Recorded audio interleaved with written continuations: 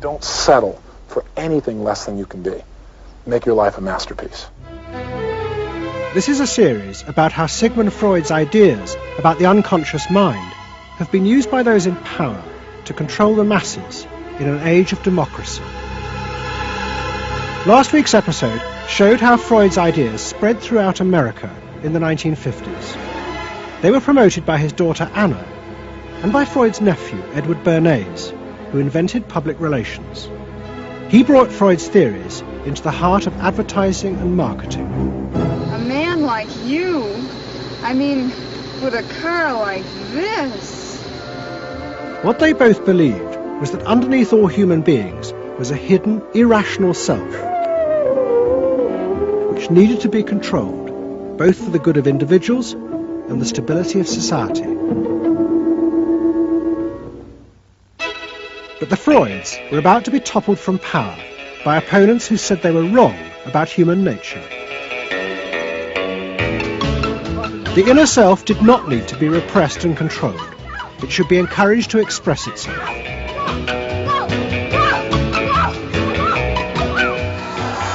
Out of this would come a new type of strong human being and a better society. But what in fact emerged from this revolution was the very opposite. An isolated, vulnerable, and above all greedy self, far more open to manipulation by both business and politics than anything that had gone before. Those in power would now control the self, not by repressing it, but by feeding its infinite desires.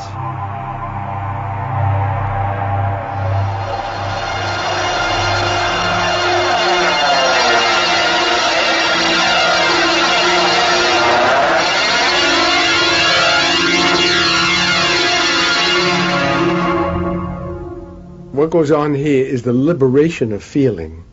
In other words, feelings, not just memories, that have been suppressed. For example, screaming, crying, anger. You get a person who's really angry, and they're going to let it out. No! No! I could kill you! I'm an old man. Listen, I can't get all the strength into this that young people would get if they had those feelings. That wasn't bad.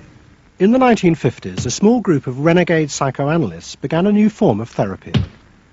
They worked in small rooms in New York City and encouraged their patients to express their feelings openly. I want help. I do. I want help. It was a direct attack on the ideas of the Freudian psychoanalysts, who had become rich and powerful, teaching Americans how to control their feelings. In Freud's work, you see, they were afraid of the feelings. They believed that what they wanted was contained people, very proper, doing the right thing and living a proper life. That's what they wanted, but not an intense emotional life. Freud wasn't emotional himself. He's an intellect, Freud. I was an intellect too, I know, but I'm also more than that now. The leader of this group was a man hated by Freud and his family. He was called Wilhelm Reich. Reich lived an isolated life in a house he had built for himself in remote mountains near the Canadian border. Reich originally had been a devoted disciple of Freud's in Vienna in the 1920s. But he had challenged Freud over the fundamental basis of psychoanalysis. Freud argued that at heart, human beings were still driven by primitive animal instincts. The job of society was to repress and control these dangerous forces. Reich believed the complete opposite. The unconscious forces inside the human mind, he said, were good. It was their repression by society that distorted them. That was what made people dangerous. Reich and Freud had two fundamentally differing views about what was essential human nature. At its core, Freud saw an uncontrolled, violent, warlike, raging inferno of emotions. Reich said these things are not the way human beings are originally destined to be. They're the result of not permitting the original impulse to express itself. The underlying natural impulse, Reich argued, was the libido, sexual energy. If this were released, then human beings would flourish. But this idea brought him into direct conflict not only with Sigmund Freud, but Freud's daughter Anna, who believed that the sexual forces in humans were dangerous if not controlled. My father thought that you should liberate the libido and have freedom, and he developed a theory rather early that neuroses were due to lack of good orgasm, or any orgasm. And that was, Anna Freud, you know, was a virgin. I mean, this is very important because she never had a sexual relation with a man. And here was this man preaching that the way to health was through orgasm. And here was this woman who had been analyzed by her father because she was masturbating. So here's this woman who's opposed to sexuality, really, and here's this man who's preaching sexual freedom. I mean, there was bound to be a clash, wasn't there? The conflict came to a head at a conference in 1934 in Switzerland. Anna Freud, who had by now become the acknowledged leader of the psychoanalytic movement, forced Wilhelm Reich out. She destroyed his career. She got rid of him, very definitely. And I guess part of what I'm doing is getting rid of her. Explain. Well, I think that Anna Freud shouldn't get away with what she did, that it should be known, maneuvering to get him kicked out of the International Psychoanalytic Association. So you're taking revenge? You might say so, right? Or wronging a right. No, righting a wrong. You better cut that one out. Isn't that called a Freudian slip? Yes, it is. Reich fled to the United States and built his home and a laboratory. His ideas became grandiose to the point of madness. He was convinced that he had discovered the source of libidinal energy. He called it orgone energy, and Reich built a giant gun which he said could capture this energy from the atmosphere and concentrate it onto clouds to produce rain. He also said that the gun could be used to destroy UFOs, which threatened the future of the world. In 1956, Reich was arrested by the federal authorities for selling a device that he said used orgone energy to cure cancer. Reich was treated as a madman. He was imprisoned, and all his books and papers burnt on the order of the court. A year later, Reich died in prison. To the Freudians, it seemed as if their main threat had been removed forever. But they were wrong. What the Freudians didn't realize was that their influence in American society was also about to be challenged, and in a way that would lead not only to their decline, but to the dramatic resurgence of Reich's ideas in America and throughout the capitalist world.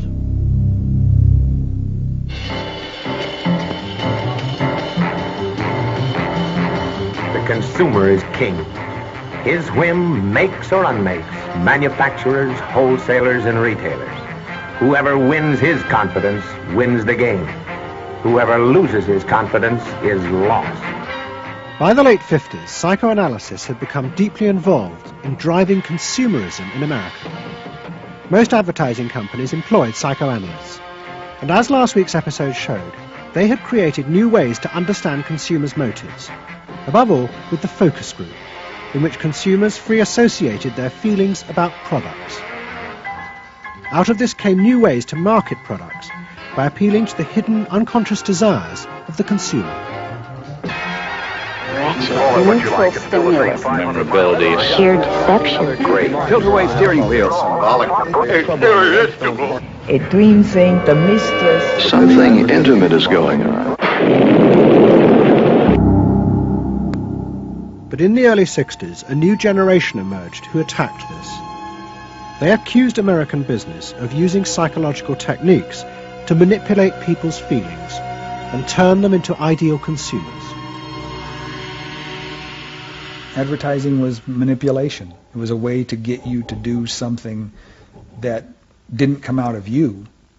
It came out of somebody else. Somebody else said, this year you should be wearing powder pink shirts with matching powder pink buck shoes. And I said, why? That's not who I am. That's who somebody else is. They wanted you to be somebody who would buy their stuff. This whole feeling of being somebody else's tool. I don't want to be that.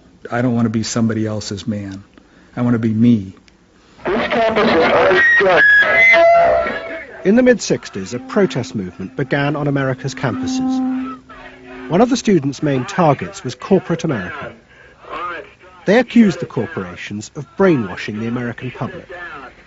Consumerism was not just a way of making money, it had become the means of keeping the masses docile, while allowing the government to pursue a violent and illegal war in Vietnam. The student's mentor was a famous radical philosopher called Herbert Marcuse.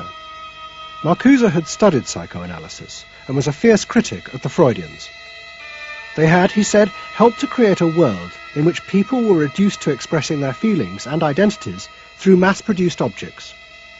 It resulted in what he called one-dimensional man, conformist and repressed. The psychoanalysts had become the corrupt agents of those who ruled America. It was one of the most striking phenomena to see to what extent the ruling power structure could manipulate, manage and control not only the consciousness but also the subconscious and unconscious of the individuals. And this took place on a psychological basis by the controls and the manipulation of the unconscious primary drives which Freud stipulated. Think about it, dear American people out there. You hear him, huh? You're all brainwashed, kiddies. You're all brainwashed. That's why you're here. They're saying right now, kill the bum. Look, I look at you in the living room. You know, you're saying, kill me.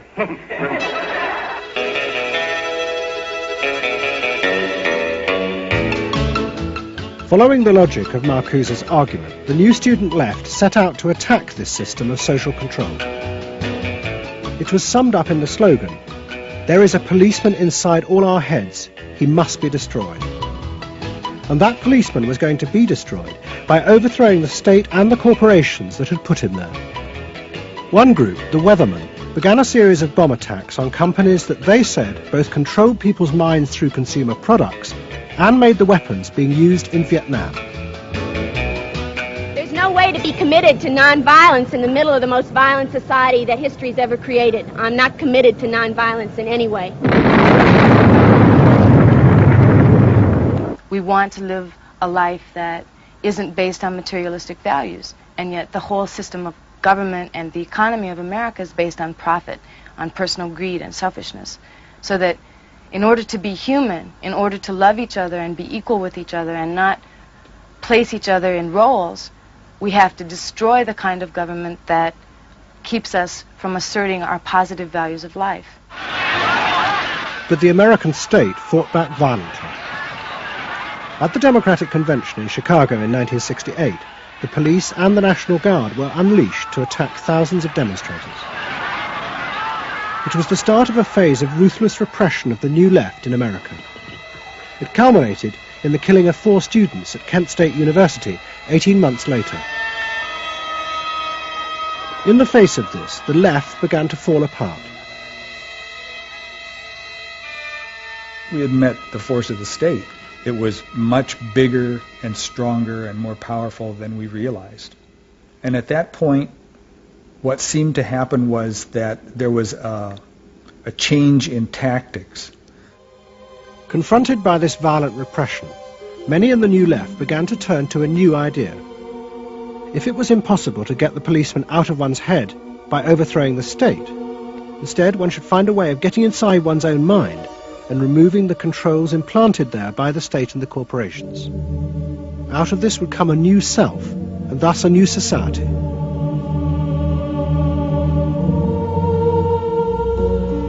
People who had been politically active were persuaded that if they could change themselves and be healthy individuals, and if a movement grew up just aimed at people changing themselves, then at some point all that positive change going on Well, you could say quantity would become quality, and there would be a sort of a spontaneous transformation of society. But political activism was not required. It's about making a new you, that if enough people changed the way they were, that the society would change. So the personal became political? Yes, the personal became political. Without changing the personal, you didn't stand a chance of changing the political. Coming up against the state power of the United States was not an option. I mean, they outgunned us. And to produce the new self, they turned to the ideas and techniques of Wilhelm Reich. Since his death, a small group of psychotherapists have been developing techniques based on Reich's ideas. Their aim was to invent ways that would allow individuals to free themselves from the controls implanted in their minds by society. Their center was a tiny old motel on the remote coast of California. It was called the Esalen Institute. The dominant figure at Esalen was a psychoanalyst called Fritz Perls. Perls had been trained by Reich and had developed a form of group encounter in which he pushed individuals to publicly express the feelings inside them that society had said were dangerous and should be repressed. It's a basic fear of that thing inside me, like a little demon in there. It doesn't come out very often. It's really hard to get it out. Now put the thing inside you on that chair and talk to it. Perls used to call this getting on the hot seat in front of a group. If this were the hot seat and you were Perls, and you would guide me into this process of self-enactment, self-revelation, of staying present to all the parts of yourself and noticing it, and then taking ownership of this. As the demon? Yeah. Yes, I can come out. I can come right out of him, and I can push him aside. So that you, say you. I can push you aside. Yeah. Be the demon with each one of us. I can make you all cry. I can make you all feel terrible. Maybe even forever. I can make this mouth here, do things and say things. I can almost destroy anyone, each one of you, if I get out. There isn't one of you that I would spare. Not even you. Yeah. How do you feel now? I feel better. I feel very honest. Yeah. And you notice the increase of power. In other words, taking ownership of who you are and how you act and how you feel. Your whole being in the world. In other words, giving you autonomy, owning your freedom. I'm frightening. When I have my power, I am frightening. Say, I frighten you with my power. I frighten you with my power. Now, where do you feel the power? In your hands? In your muscles? Where else? Wake up! I want you to do for me, God damn you! Okay. Stop it. You. It was not phony movement. That's what I wanted to do, and I did it. What Perls and others working at Esalen believed was that they were creating ways that allowed individuals to express their true inner selves. I want them to applaud for me. Out of this, they believed, would come new autonomous beings free of social conditioning. To the left, defeated in the wake of Chicago, it was an enormously attractive idea. These techniques could be used to unleash a new, powerful self, strong enough to overthrow the old order.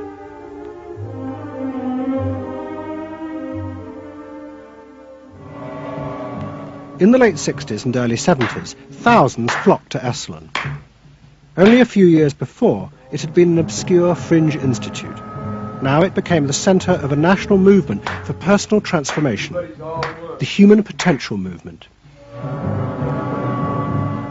So it became magnetic. People wanted to join this stream of exploration. Within 7 or 8 years, there were about 200 of these centers in America, looking mainly to Esalen for the leadership. I feel so liberated. Really? It's fantastic. And it took on a big political agenda. You could not separate personal transformation from social transformation. The two go together. As the movement grew, the leaders of Esalen decided to try and use their techniques to solve social problems. They began with racism. They organized an encounter group for white and black radicals. Both groups would be encouraged to express their inner racist feelings which had been instilled in them by society. By doing this, they would transcend those feelings and encounter each other as individuals. I started a series of encounters called Racial Confrontation as Transcendental Experience. We thought that we wanted to get that kind of black-white confrontation so you could really get down to see what was between the two races, not by backing off and trying to be polite, but by going right into the belly of the beast, of this beast of racial prejudice. And these were extremely dramatic. These were the toughest workshops ever convened at Esalen Institute. I'm looking at you, Whitey. You got clothes on. You got shoes on. You're just so sure looking at me, huh? You got the goddamn police in the neighborhood. Really? They're not my police. You got a governor. You got a mayor.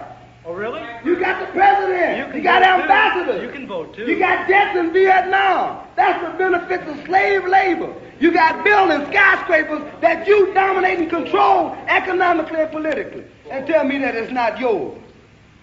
It's yours, too. Then the blacks all got together and attacked the whites. And they just let us have it. What they call it was peeping somebody. Peeping somebody means peeping into their secrets, into their phoniness, and so forth. Like the white liberal. Oh, they really got onto the white liberal, you know. So don't give me no shit about I'm free. You're a goddamn liar, you white pink son of a bitch, you. Yeah, I want to know what you came down here for. You want a black buck, huh? Yep. You looking for a stud? Huh? Well, what did you come here for? You're sitting there with your legs all gap wide open, showing your drawers. Now, what'd you come here for? The black-white encounter groups were a disaster. The black radicals saw it as an insidious attempt to destroy their power. By trying to turn them into liberated individuals, Esalen was removing the one thing that gave them power and confidence in their struggle against racism, their collective identity as blacks. For my reason. For your reason. Now dig this. Your reason for being here is different from my reason. So the human potential movement turned to another social group who they believed would benefit from personal transformation. Nuns. And this time they were more successful. The Convent of the Immaculate Heart in Los Angeles was one of the largest seminaries in America. A group of radical psychotherapists approached the convent. They wanted to try out their techniques for personal liberation on individuals whose identities were defined by a series of external rules which they had deeply internalized. The convent, anxious to appear modern, agreed to the experiment. And we did weekend encounter workshops for several hundred Immaculate Heart nuns. Nuns who were reserved, and they tended to be more reserved than other normal people, were told, don't be so reserved, let it all out. You're a good person. You can afford to be who you really are. You don't need to play the role of a nun. You don't need to keep downcast eyes. And prudence is an oversold virtue. You're trying to assert yourself, trying to find out who you are, who you're becoming. At the same time, you're trying to live a life of dedication, of service, and you're trying to make all these things fit into who you are, and you're just, you know, it's such a turmoil at times that you just blow a gasket and do silly, crazy things, you know. Running around the orchard and stealing oranges and taking Cokes out of the refrigerator and crazy things. I felt like I was being a hypocrite, and I wanted people to respect me for what I was, not for what I was wearing, and so I'm glad for the change. You feel frightened, but you'll go on. Oh, yeah, I'm scared to death, but it's worth it. The experiment began to transform the convent. the nuns voted to discard their habits in favour of ordinary clothes. But the psychotherapists found they had awoken other forces. Solid. One of the things we unleashed was sexual energy, the kind of thing that the church had been very good at restraining was no longer to be restrained. One sister who was a member of the community, she got the idea that she could be freer than she had been before, and she seduced one of her classmates and then seduced the mistress of novices, who was an older woman, very reserved, and her program of freeing this older woman was sexual. She drove her to the store, and when they drove back and drove into the garage, she leaned over and gave her a big kiss on the lips, and thereafter, sister, who had perhaps never been kissed before, was ready for more. The effect of the experiment on the convent was cataclysmic. Within a year, 300 nuns, more than half the convent, petitioned the Vatican to be released from their vows. And 6 months later, the convent closed its doors. All that was left was a small group of nuns, but they had become radical lesbian nuns. The rest gave up the religious life. They gave up being nuns. They did, yeah, they became persons. By the late 60s, the idea of self-exploration was spreading rapidly in America. Encounter groups became the center of what was seen as a radical alternative culture based on the development of the self, free of a corrupt capitalist culture. We just want the freedom to be ourselves, and that's for love, for experience, positive way of life. We don't say that you're wrong. We just want to be free to be what we want to be, or what we find ourselves to be, as we continue to search ourselves. And it was beginning to have a serious effect on corporate America, because these new selves were not behaving as predictable consumers. The life insurance industry in particular was concerned that fewer and fewer college students were buying life insurance when they left university. They asked Daniel Yankelovich, America's leading market researcher, to investigate. He had studied psychoanalysis. The life insurance business, more than any other business at the time, was built on the Protestant ethic. You only bought life insurance if you were a person who sacrificed for the future. If you lived in the present, you had no need for life insurance. So they had some sense that maybe the sort of core values of the Protestant ethic were being challenged by some of these new values that were beginning to appear. And I was really astonished at what I found. The conventional interpretation, the dominant interpretation, was that it had to do with political radicalism. But, you know, it was clear to us that that was a mask, a cover. The core of it had to do with self-expressiveness. That this preoccupation with the self and the inner self, that was what was so important to people. The ability to be self-expressive. Wow, what a feeling! 300 miles to go. We're out of sight. Yankelovich began to track the growth and behavior of these new expressive selves. What he told the corporations was that these new beings were consumers, but they no longer wanted anything that would place them within the narrow strata of American society. Instead, what they wanted were products that would express their individuality, their difference in a conformist world, the very things that US corporations did not make. Products have always had an emotional meaning. What was new was individuality. The idea that this product expresses me, and whether it was a small European car, the particular music system, Relaxation. your presentation of self, your clothing. For immediate energy from our muscles and relaxation. These become ways in which people can expend their money in order to say to the world who they are. But the manufacturers, they had no idea of what was going on, really, with consumers and in the market at large. Major advertising companies set up what they called operating groups. to try and work out how to appeal to these new individuals.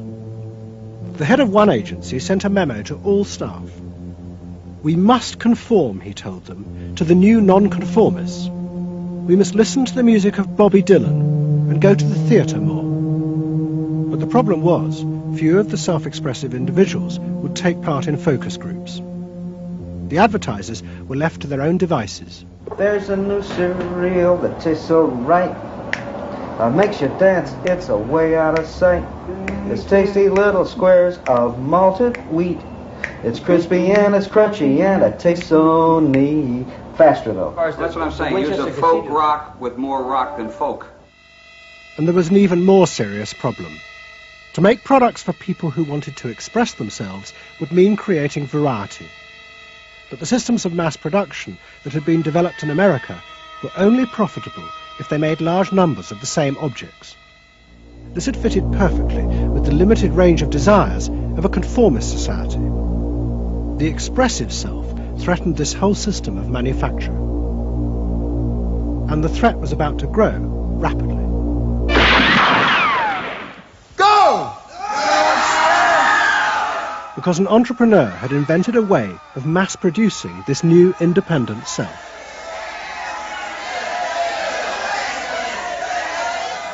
He was called Werner Erhard. Some of the stuff that we traditionally think of as being in your mind is actually in the world, because you're moving to that too. Erhard had invented a system called EST, Erhard Seminar Training. Hundreds of people came for weekend sessions to be taught how to be themselves. And EST was soon copied by other groups, like Exegesis in Britain. Many of Erhard's techniques came from the human potential movement, but he criticized the movement for not having gone far enough. Their idea that there was a central core inside all human beings was, he said, just another limitation on human freedom. In reality, there was no fixed self, which meant that you could be anything that you wanted to be. The thesis of the human potential movement was that there was something really good down in there. And if you took these layers off, what you were going to wind up with was a kernel, a something that was innately self-expressive, that was the true self, that was going to be a wonderful thing. In actuality, you found people who'd gone to the last layer and took off the last layer and found that what was left was nothing. All right, push! Move! Do it! The EST sessions were intense and often brutal. The participants signed contracts agreeing not to leave and to allow the trainers to do anything they thought necessary to break down their socially constructed identities. You're going to get sandwiched in there. Go for a win! If I push harder than you do, I'm going to squash you. So you better push fast. Now, hard, do it! That's it, do it, again. Push, good, good, good. Again. Yes. The real point to the EST training was to go down through layer after layer after layer after layer until you got to the last layer and peeled it off, where the recognition was that it's really all meaningless and empty.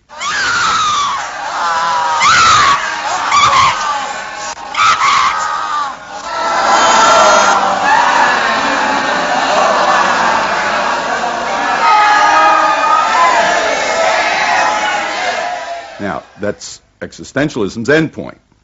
EST went a step further in that people began to recognize that it was not only meaningless and empty, but it was empty and meaningless that it was empty and meaningless. And in that, there's an enormous freedom. All the constrictions, all of the rules you've placed on yourself are gone. And what you're left with is nothing.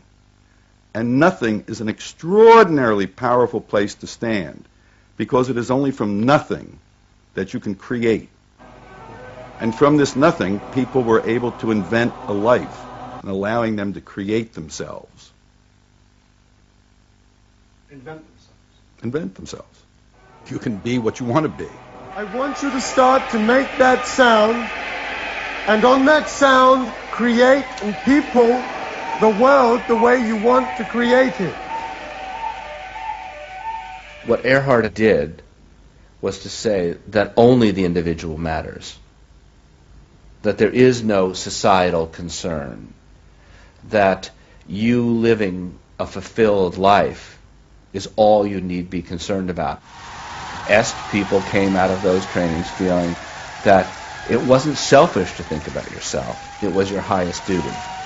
So kiss me and smile for me, tell me that you'll wait for me, hold me like you never let me go. The training is 2 weekends, and it was quite an incredible experience in my life. I'll forever be grateful for the experience. I got a great deal out of it. We really want to know who we are. There are things going on. We learn more and more about ourselves all the time, and to really find out what it is that makes us tick and how we are discovering ourselves. I'm leaving. Est became hugely successful. Singers, film stars, and hundreds of thousands of ordinary Americans underwent the training in the 1970s. But in the process, the political idea that had begun the movement for personal transformation began to disappear. The original vision had been that through discovering and expressing the self, a new culture would be born, one that would challenge the power of the state. We will not let them separate our culture from our politics. We are a people. We are all together. But what was now emerging was the idea that people could be happy simply within themselves, and that changing society was irrelevant. One of the proponents of this was Jerry Rubin. In 1968, Rubin, as leader of the Yippies, had led the march on Chicago, but now he had undergone Est training. I was willing to die, and I had a martyr complex in a sense. I think we all did. And I've given up that ideal of sacrifice. And I'm not as overwhelmingly moved by injustice as I was. And now we reincarnated ourselves from within. Basically, the politics were lost and totally replaced by this lifestyle. And then the desire to become deeper and deeper into the self. By now, a grandiose sense of the self. And my a good friend and one of the original Yippie founders, Jerry Rubin, definitely moved in that direction. And I think he was beginning to buy into the notion that he could be happy and fully self-developed on his own. Socialism in one person. Yes. Was he alone in that trajectory? Although that, of course, is capitalism. That's the whole joke. I think it's funny. I think it's funny because people spend so much of their life being bedeviled by their past and being locked into their past and being limited by their past. And there's an enormous freedom from that. Letting people create themselves. Est was only the most vivid and intense expression of an idea that was spreading rapidly through all strata of American society. Books and television programs promoted the idea that one's first duty was to be oneself. And those monitoring this shift were astonished at the speed with which the idea was spreading. In 1970, it was a small percentage of the total population, maybe 3 to 5%. By 1980, it had spread to the vast majority of the public, up to 80%. You asked the question, how do you get self-actualized? You take this day and you say, when I shave every morning, I look in that mirror, I say to myself, I really say this, I say, nobody is going to ruin this day for you, Wayne Dyer, nobody. That this preoccupation with the self and the inner self traveled and spread throughout the society in the 1970s. It helped me to stop living in the past and start building from today and using my experiences in a positive way to be a better person today and tomorrow. But then the problem comes, well, how do you be self-expressive? And it was at this point that American capitalism decided it was going to step in and help these new individuals to express themselves, and in the process make a lot of money. The first thing they were going to do was to find a way of getting inside their heads, to discover what these new beings wanted in order to be themselves. This came not from Madison Avenue, but from one of the most powerful scientific research institutes in America. Stanford Research Institute in California worked for corporations and government. It had done much of the early work on computers, and was also working for the Department of Defense on what would become the Star Wars project. In 1978, a group of economists and psychologists at SRI decided to find a way to read, measure, and fulfill the desires of these new, unpredictable consumers.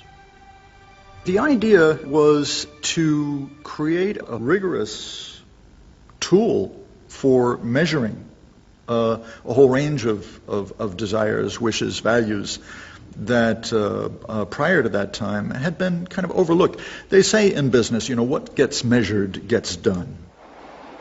We were basically telling manufacturers, if you're really going to satisfy not just the basic needs, but individuated wants, whims, and desires of more highly developed human beings, you're going to have to segment. You're going to have to individuate. To do this, SRI turned for help to those who had begun the liberation of the self. In particular, one of the leaders of the human potential movement, a psychologist called Abraham Maslow. Through observing the work at places like Esalen, Maslow had invented a new system of psychological types. He called it the hierarchy of needs, and it described the different emotional stages that people went through as they liberated their feelings. At the top was self-actualization. This was the point at which individuals became completely self-directed and free of society. The team at SRI thought that Maslow's hierarchy might form the basis for a new way to categorize society, not by social class, but by different psychological desires and drives. To test this, they designed a huge questionnaire with hundreds of questions about how people saw themselves, their inner values. The questions were designed to see whether people fitted into Maslow's categories. We were trying to find out what people really felt like, so we asked these really penetrating questions, and we hired a company that administers surveys, to do them. They said they've never seen anything like it. Usually you have to send out a postcard 6 weeks and then another postcard, and then you got to call the people up, to get the return rates up. We had an 86% return, and they only sent out one postcard. People loved filling out this questionnaire. We got several questionnaires back with a note attached saying, do you have any other questionnaires I could fill out? Because we were asking people to think about things that they had never thought about before, and they liked thinking about them. Like what? Like what they felt inside? Yeah, like what they felt inside. What motivated them? What was their life about? What was important to them? It was sort of like, wow. The answers were then analyzed by computer. It revealed that there were underlying patterns in the way people felt about themselves, which fitted Maslow's categories. And at the top of the hierarchy were a large and growing group which cut across all social classes. The SRI team called them the inner directives. These were people who felt they were not defined by their place in society, but by the choices they made themselves. But what SRI discovered was that these people could be defined by the different patterns of behavior through which they chose to express themselves. Self-expression was not infinite. It fell into identifiable types. And the SRI team invented a new term for it, lifestyles. They had managed to categorize the new individualism. They called their system Values and Lifestyles, VALS for short.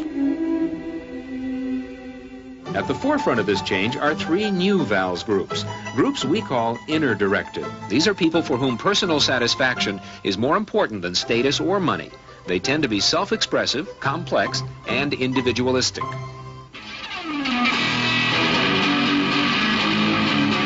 Rob is an I am me. IMEs are searching for new values, breaking away from traditions and inventing their own standards. Rob even invented his own name, Rob Noxious. Jody is an experiential. This is a group seeking inner growth through direct experience. Experientials aren't in one place much. This is the try-anything-once crowd, and all that activity takes goods and services. Their hobbies are hands-on, and their possessions are simple, but not always simply priced. I'm a bookseller. I sell books. I'm a businessman. That doesn't necessarily mean that I believe in capitalism. It just happens to be what I'm doing now. SRI created a simplified questionnaire with just 30 key questions. Anyone who answered them could be immediately fitted into a dozen or so of these new groups.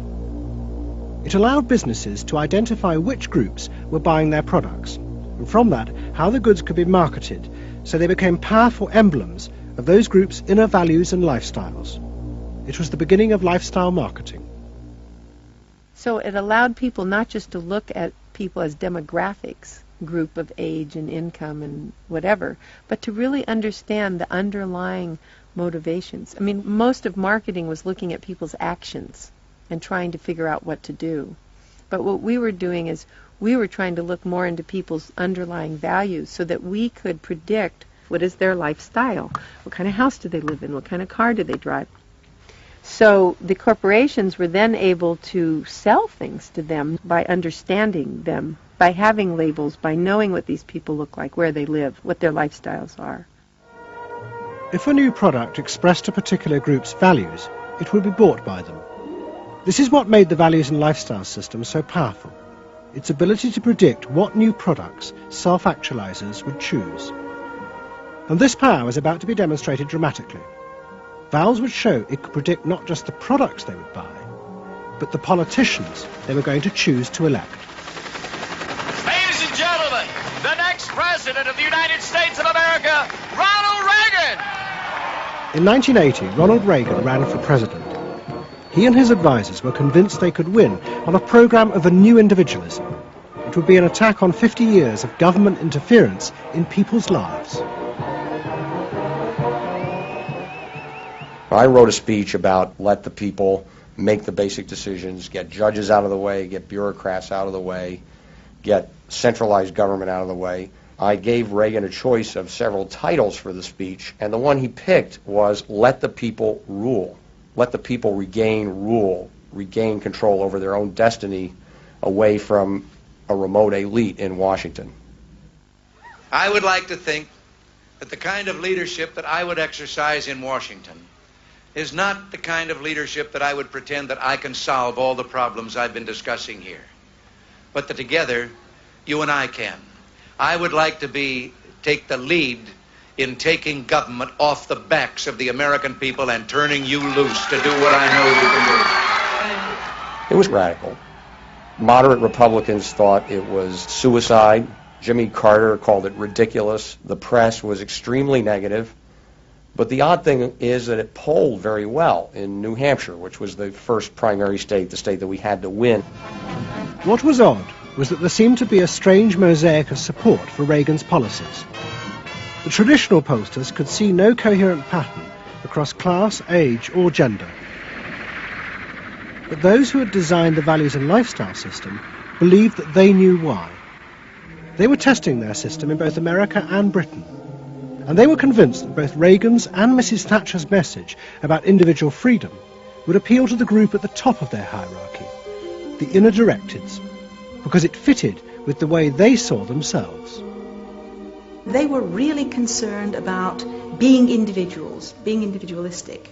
And so in the early stages, when we were looking at the messages that both Thatcher and then Reagan were putting across, we said they are using words that will really appeal to a lot of the younger people, and particularly to the people who are moving towards self-actualization. We call them the inner-directed people. A lot of our colleagues said, that's absolutely ridiculous, because inner-directeds are very socially aware, very socially concerned. They'll never vote Conservative, or they'll never vote for the Republicans. But we said, If Thatcher and Reagan continue to appeal to them in this way, they really will.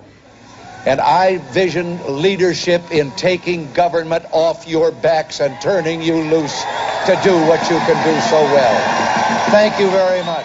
The idea that the new self-actualizing individuals would choose a politician from the right, not the left, seemed extraordinary.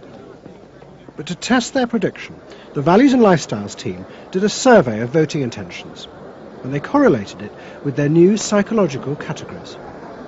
When we said in our surveys, who are you going to vote for, sure enough, it was the inner directeds who said that they would vote for Thatcher and for Reagan. And they made the difference in those elections because of their voting for Thatcher and Reagan. And it really surprised our colleagues, even within my own organisation. It really showed the power of this approach, because it's very difficult to identify inner directeds on the street. These people who voted for Thatcher and Reagan, these inner directeds, came from any walk of life. It's really hardly correlated with social class at all. I mean, if you just go along and look at age, sex, social class, you would never pick them up. But if you really go along with a questionnaire that gets at their values, then you can identify them very easily. And that was new? And that was completely new, yeah. At the beginning of 1981, Ronald Reagan was inaugurated as president. But he took charge of a country that was facing economic disaster. The terrible inflation of the 1970s had destroyed much of America's traditional heavy industries, and millions were unemployed. But true to his campaign promises, Reagan told the country he would not step in to help, as all previous governments had since the war. These United States are confronted with an economic affliction of great proportions. We suffer from the longest and one of the worst sustained inflations in our national history. Idle industries have cast workers into unemployment, human misery, and personal indignity. In this present crisis, government is not the solution to our problem. Government is the problem. But America's ailing economy was about to be rescued, not by government, but by the new groups that the market researchers had identified, the self-actualizing individuals. They were about to become the motor for what would be called the new economy. You can be what you want to be. So regarding V8, what do you really want? A tasty product that's good for me. What do you want that for? One technique is that we ask people the same question over and over and over again, and we say, what do you want? What do you really want? What do you want that for? And they start to talk about it, and they kind of get intimate with what's going on. What we're doing with that technique is unpeeling the onion. If you want to think of a person kind of having layers and layers and layers of protection and thoughts and behaviors and beliefs, we want to get to that center core. In the wake of the invention of values and lifestyles, a vast industry of psychological market research grew up. And the old technique of the focus group, invented by the Freudian psychoanalysts in the 50s, was used in a new and powerful way. The original aim of the focus group had been to find ways to entice people to buy a limited range of mass-produced goods. But now focus groups were used in a different way to explore the inner feelings of lifestyle groups, and out of that invent whole new ranges of products, which would allow those groups to express what they felt was their individuality. And the generation who had once rebelled against the conformity imposed by consumerism now embraced it, because it helped them to be themselves.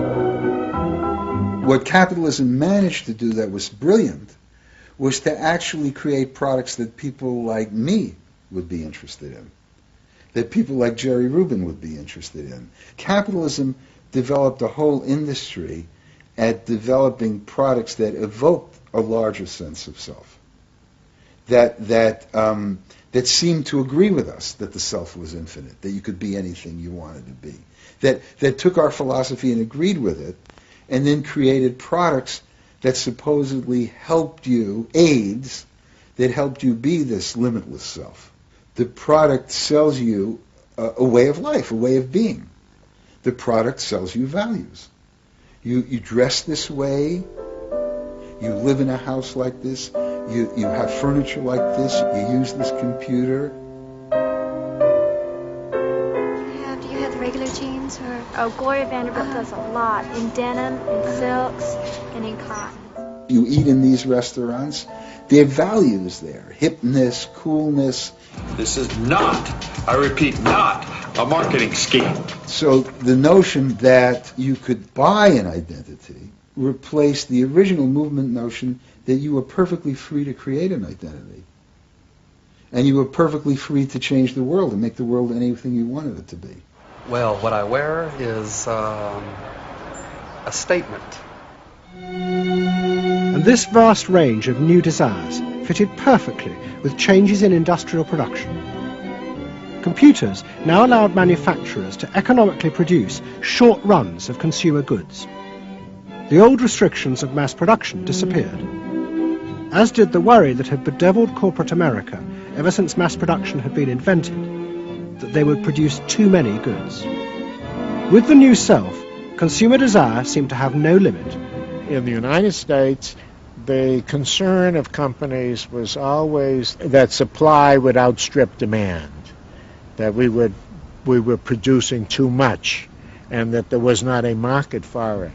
You don't hear that kind of talk anymore, because you've gone from a conception of a market of limited needs, and if you fill them, they're filled, to a market of unlimited, ever-changing needs dominated by self-expressiveness, that products and services can satisfy in an endless variety of ways, and ways that change all the time.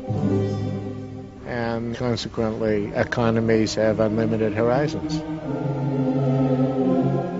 Out of this explosion of desire came what seemed a never-ending consumer boom that regenerated the American economy. The original idea had been that the liberation of the self would create new kinds of people, free of social constraint. That radical change had happened, but while the new beings felt liberated, they had become increasingly dependent for their identity on business. The corporations had realized that it was in their interests to encourage people to feel that they were unique individuals and then offer them ways to express that individuality. A world in which people felt they were rebelling against conformity was not a threat to business, but its greatest opportunity.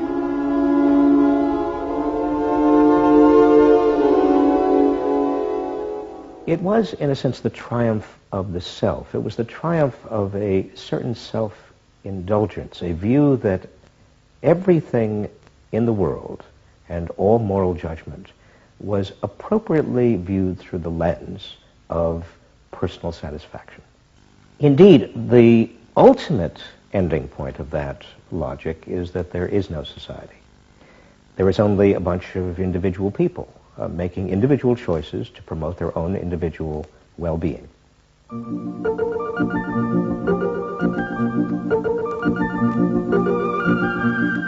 Next week's episode tells the story of how politicians on the left, in both Britain and America, turned to the techniques developed by business in order to regain power. But what they didn't realize is that what had worked for business would undermine the very basis of their political beliefs. They would find themselves trapped by the greedy desires of the new self.